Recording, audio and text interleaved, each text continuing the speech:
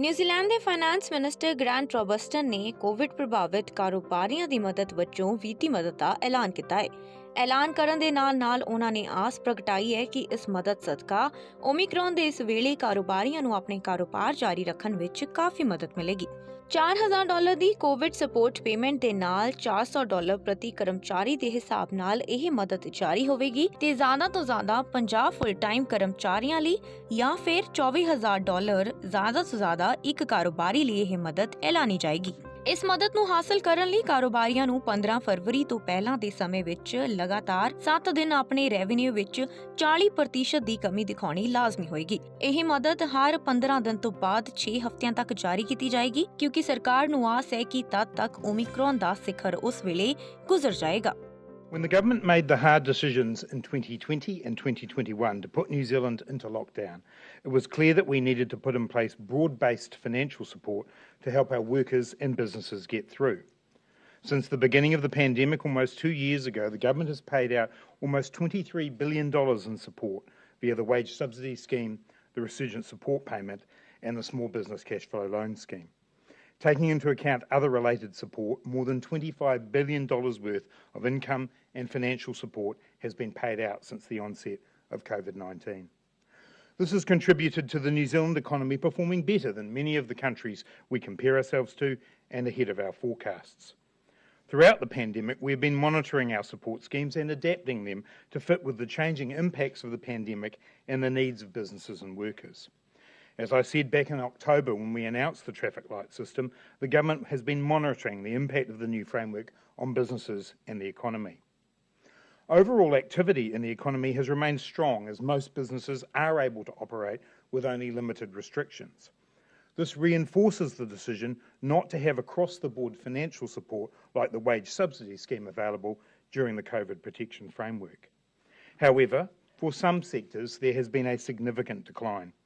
The latest retail card data that we have shows that spending on food and beverage services, art and recreation services, and accommodation all fell further compared with the same week in 2020, down 27%, 47%, and 59% respectively. When we created the COVID protection framework, we were clear that it was still possible for people to travel, eat out, and go to bars, albeit with restrictions. It was not possible to predict how people would behave under the settings or as Omicron took hold. A combination of the gathering restrictions, particularly in hospitality, and people's behavioural responses has seen an impact that may cause some viable businesses to cease to be able to operate. Therefore, we have to act. We have looked closely at how best to target this support. We have created some bespoke packages for the arts and events sectors. However, doing the same for hospitality or accommodation runs into significant definitional and integrity issues. In order to provide targeted support, we have decided to use a revenue drop figure that is higher than we previously had in place, and there will be declarations required to link the revenue drop to the impact of the COVID protection framework and the spread of Omicron. A new payment has been created, the COVID support payment, which is similar to the former resurgent support payment. The COVID support payment will be $4,000 per business plus $400 per full-time employee, capped at 50 FTEs or $24,000. This is the same calculation as we used for the transition support payment just before Christmas. Applications for the first payment will open on the 28th of February, with payments starting from the 1st of March. It will be available on a fortnightly basis for 6 weeks, so 3 payments in total. We believe that this will get people through the worst of the Omicron outbreak, but as I've said, we constantly monitor the situation and we do have the option to extend this if necessary. Like the resurgent support payment, there are criteria. Firms must show a 40% drop in 7 consecutive days within the 6 weeks prior to the shift to phase 2 of the Omicron response on the 15th of February. As before, there will be exceptions for seasonal businesses. The revenue drop test is the most effective way to target support to where it is needed most. It captures the businesses within specific sectors that are the most affected and by proxy targets particular sectors over those less affected. The Treasury estimates that the cost of each payment will be between $160 and $260 million. I'm also announcing today that we are making changes to the small business cash flow loan scheme to increase the amount of funding available to eligible businesses through a new top-up loan. The top-up loan will allow those firms that have already accessed a loan to draw down an additional $10,000 with a new repayment period of 5 years and the first 2 years being interest-free as they are now.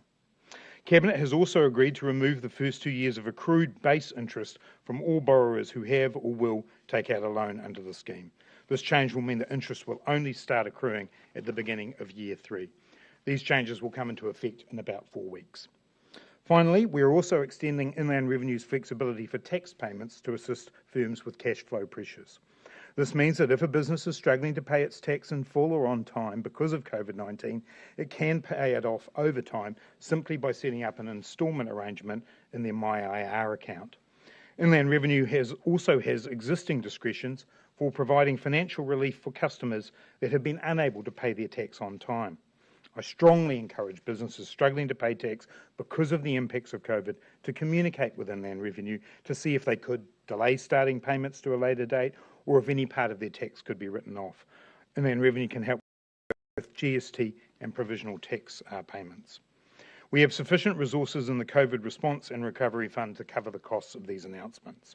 However, we have taken the precaution of topping the fund up by $5 billion to cover for other expenditure that is expected, in particular to support the health response to Omicron, including the purchase of vaccines, antiviral drugs, and the ongoing support for increasing the capacity of the health system. As we previously said, the money will only be spent when it is needed. We have the resources to do this because the economy continues to outperform expectations and our levels of debt remain below forecast and relatively low compared to the rest of the world. I want to finish by reiterating something that the Prime Minister has said. We know from the international experience that Omicron cases rise rapidly, but then hit a peak after around 4 to 6 weeks, and then they drop off. We also know that consumer demand tends to pick up very quickly. Under our settings of the COVID protection framework, people can continue to go out, shop and travel. And our Reconnecting New Zealand framework will see the borders progressively more open. So my message to the business community is that we are providing temporary support to get through this phase. But there is every reason to be confident that this will pass relatively quickly and businesses will be able to operate normally as they have done for extended periods over the last 2 years. Prime Minister. Bureau Report, Channel Punjabi. ਸਾਡਾ ਹਰ ਇੱਕ programme ਵੇਖਣ ਤੇ ਸਾਡੇ ਨਾਲ ਜੁੜਨ ਲਈ subscribe ਕਰੋ channel Punjabi ਤੇ ਨੋਟੀਫਿਕੇਸ਼ਨ ਲਈ ਬੈਲ ਆਈਕਨ ਵਾਲੇ ਬਟਨ ਤੇ ਕਲਿੱਕ ਕਰੋ।